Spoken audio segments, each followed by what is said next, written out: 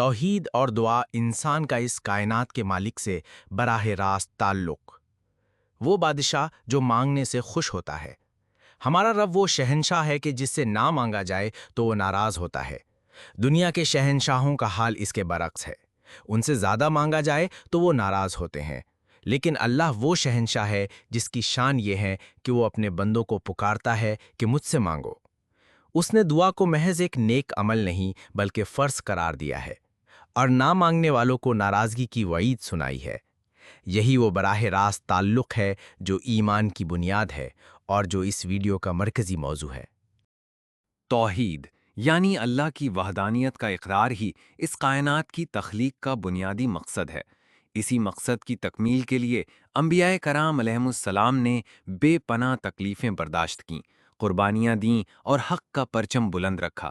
اسی توحید کی خاطر اہل البیت کو اپنی جانوں نذرانہ پیش کرنا پڑا اور صحابہ کرام نے صبر و استقامت کا مظاہرہ کیا۔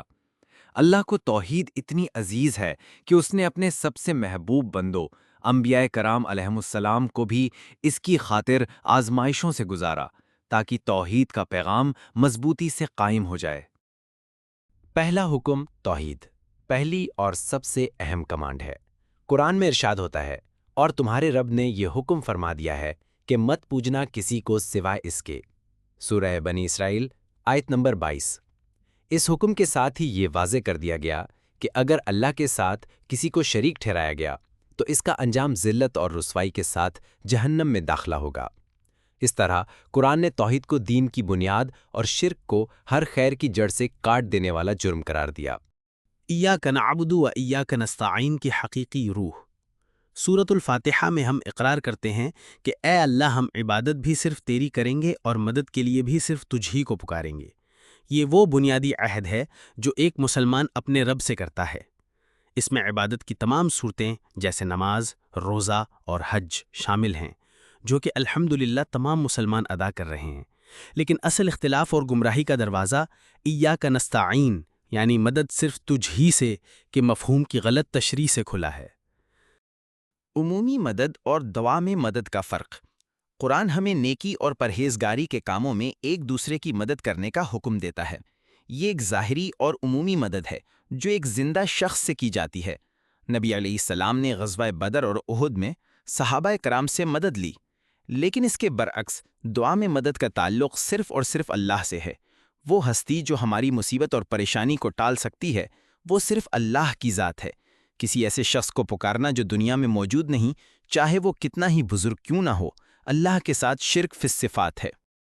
قرآن مجید اس فرق کو واضح طور پر بیان کرتا ہے۔ سورۃ النمل میں فرمایا گیا، بھلا بتاؤ تو کون ہے جو مصیبت اور پریشانی میں گھرے ہوئے شخص کی فریاد کو سنتا ہے اور اس سے اس کی تکلیف کو دور کر دیتا ہے؟ کیا اللہ کے ساتھ کوئی اور معبود بھی ہے؟ یہ آیت واضح کرتی ہے کہ مصیبت میں حاجت روا اور فریاد رس صرف اللہ ہی کی ذات ہے۔ اگر کوئی شخص یہ عقیدہ رکھتا ہے کہ دعا قبول کرنے کے اعتبار سے اللہ کے سوا کوئی اور بھی اس کی فریاد سن سکتا ہے تو گویا اس نے اسے معبود مان لیا۔ وسیلہ اور استمداد کا صحیح تصور۔ کچھ لوگ اللہ تک پہنچنے کے لیے کسی ہستی کو وسیلہ بناتے ہیں، لیکن سنت نبوی اور صحابہ کرام کا طرز عمل اس تصور کی مکمل نفی کرتا ہے۔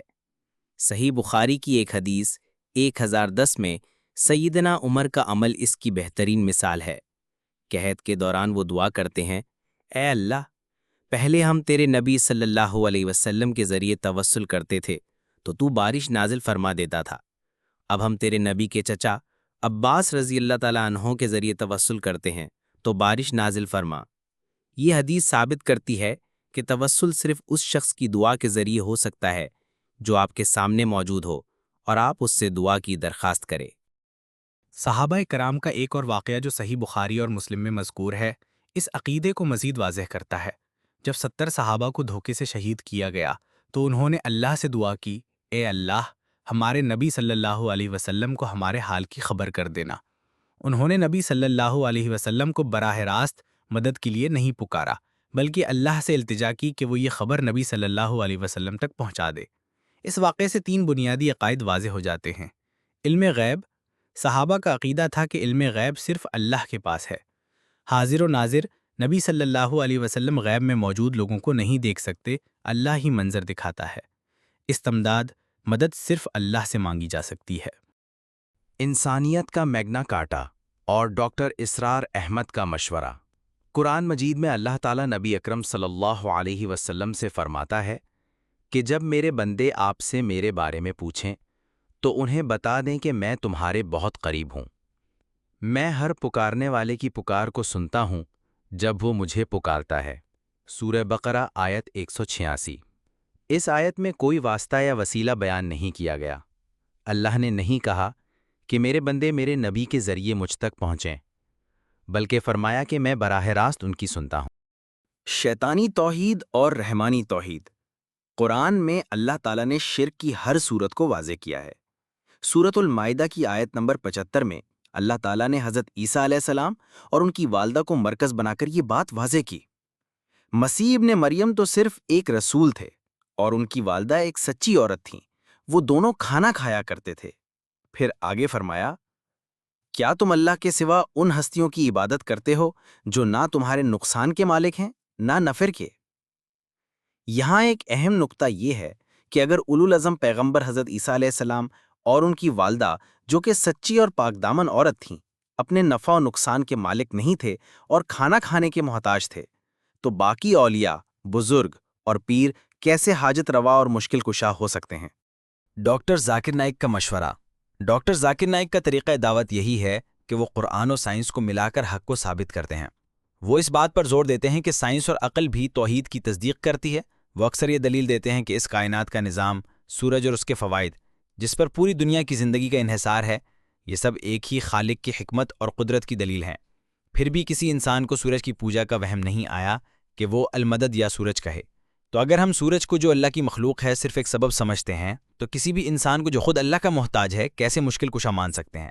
ڈاکٹر ذاکر نائک کا مشورہ ہے کہ ہمیں منطقی اور سائنسی دلائل کے ذریعے توحید کو سمجھنا چاہیے تاکہ شرک کی تمام صورتیں ہمارے لیے بے معنی ہو جائیں۔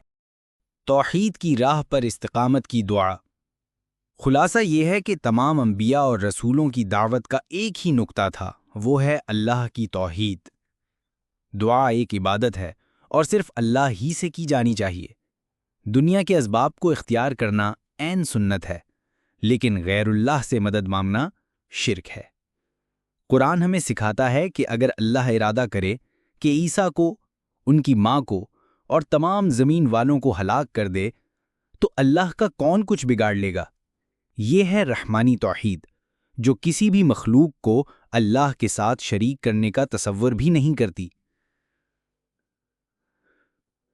ہم اللہ سے دعا کرتے ہیں کہ وہ ہمیں اور ہماری آنے والی نسلوں کو توحید پر استقامت عطا فرمائے اور ہمیں قیامت کے دن اپنے محبوب بندوں سیدنا محمد صلی اللہ علیہ وسلم، سیدنا ابراہیم، سیدنا موسیٰ، سیدنا نوح اور سیدنا عیسیٰ علیہ السلام کے ساتھ اٹھائے۔ آمین۔